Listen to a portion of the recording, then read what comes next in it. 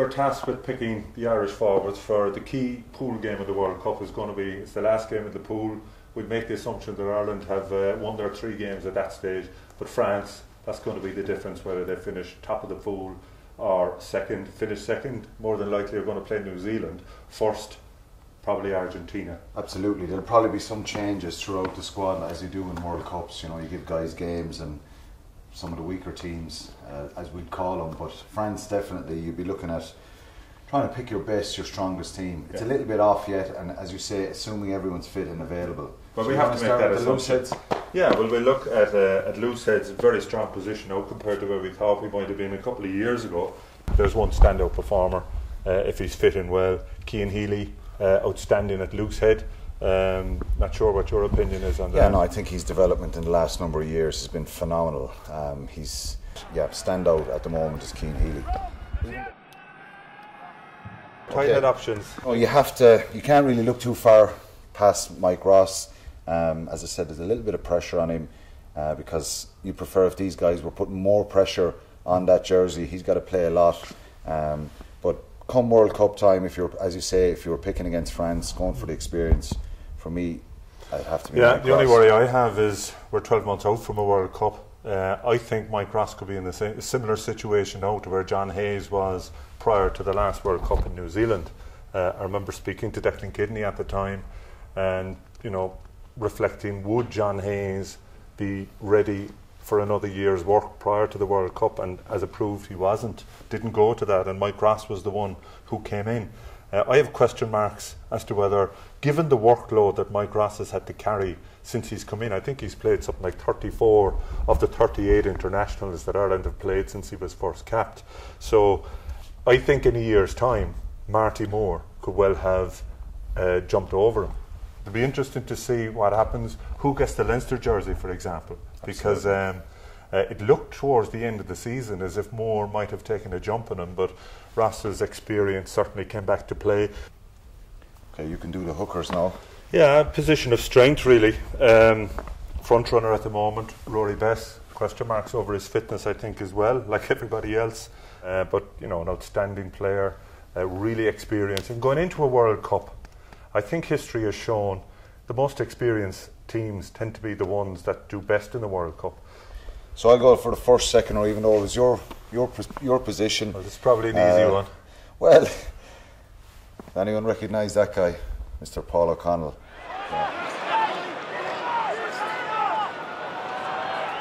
He obviously, again, bit of game management in the next 12 months. He's spoken recently about his own fitness programme, pulling back a little bit on his conditioning, the rest period, the nutrition, all that stuff. Again, a lot of time out with injuries. I know myself, I had some long-term injuries which enabled me to play till I was nearly 37. Now, you probably argue that some of that play was poor my last year or two, but it's vital for O'Connell. I think game management, and like we mentioned with Ross and Best, you have to have Paul O'Connell in there, world class.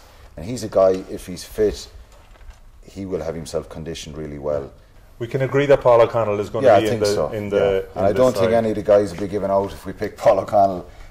He's your captain at the moment, and credible leadership. The one guy I'm going back to again is Henderson.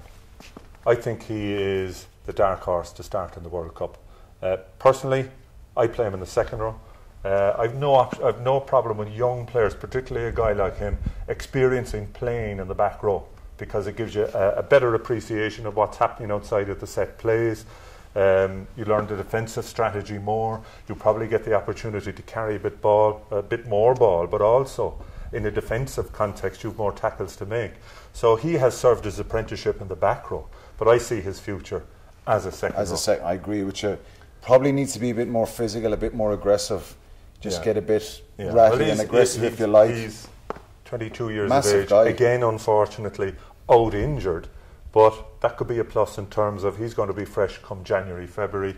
If I was picking, I think the game has moved on. I agree Toner has been outstanding in what he has done, but I think you're going to need more ball carriers, you're going to need more physicality, more people in the front five to do work outside of the set piece, and that's why I think he will come into the running. If I could jump forward 12 months, that's the second row partnership that I'd be looking for to start against France.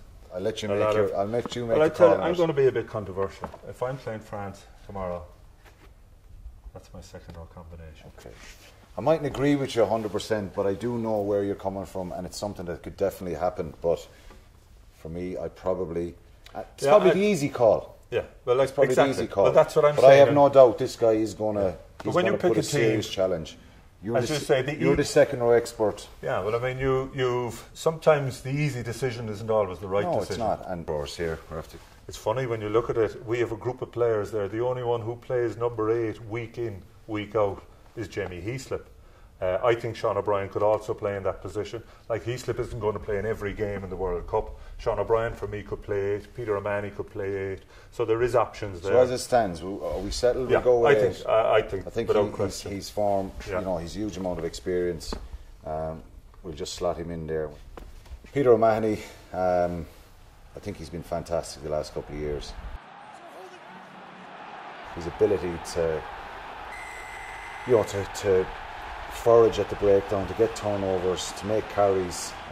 Sometimes question marks maybe about letting the ball go, making a pass, getting that skill set into his game. But I think he's been fantastic. He's an aggressive guy, and you want a bit of aggression in your back five. I think he brings that aggression, that intensity that you really want. He's my front runner at the moment for 6. I'd be happy to put Peter O'Mahony up there. Yeah, I go with that. You're playing France. He has to play. If you're playing anyone, Sean O'Brien, he's just an incredible player. So I think we can have a little bit of a talk and mention the guys who were going to be contenders. I'm going to put some pressure on, because for me, being a former back row as well, you got to put pressure on these guys. Little injuries could creep in, little loss of form, and they shouldn't be indispensable. I think we made a little bit of a mistake in 2007. That Eddie didn't give you a game. No, well, it's not give me a game. I could say that, but I think when you go with the perception of your starting team and you don't have guys who believe they're in with a shout, I think you create a bit of an environment there that's dangerous. That happened in 2007, where you could have picked anyone from the outside could have picked the Irish team the way it was positioned. And in fairness to those guys, they had delivered for Eddie so much. Oh, I agree entirely. So sometimes you might need to just take Peter O'Mahony out, bring in Reece Ruddock, because switch him around. The biggest area of attrition is in the back row. Like, it's no coincidence that he's had shoulder reconstruction, Chris Henry, we haven't even spoken about. He was outstanding during the Six Nations last year. He's the guy who will have the jersey now for a few months, so it's probably up to him. Well, O'Brien will have to fight. He knows there's a fight on his hands. Fantastic physicality. But the bottom line is, as you say, I think the difference, you talked about 07 and the World Cup, the lead into the big games, it's actually, it mirrors what happened in 07, in that you have what we describe as the easier games, Canada, first up. Your last two are Italy and France. Is it Romania? I think. Yeah, that's the second game. So everybody will have played, you would hope. No, we thought the same in 07, but then Ireland you had played to warm badly. up again. But I think if you go back to 03 with Eddie as well, I think we got the balance better that way, where there was a lot of changes for Namibia, Romania, and then it was game on for everybody for Argentina. The only thing we can say with certainty is, if all those 8 are fit and available on the same day, to be a minor miracle. So somebody out of there is going to come through and play. So I think we're happy enough to settle on that. I think the common theme here is a bit of game management, isn't it, over the next 12 months. It'll be interesting.